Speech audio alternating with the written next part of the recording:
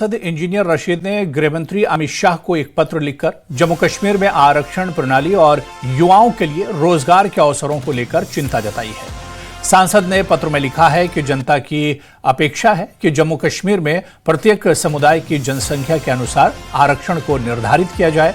उनका कहना है कि ऐसा मॉडल न केवल शिक्षा, रोजगार और लोक सेवा में न्याय संगत प्रतिनिधित्व सुनिश्चित करेगा, बल्कि प्रशासनिक स्तर पर समाज की वास्तविक संरचना के अनुरूप अवसरों के साथ सार्वजनिक विश्वास भी मजबूत करेगा।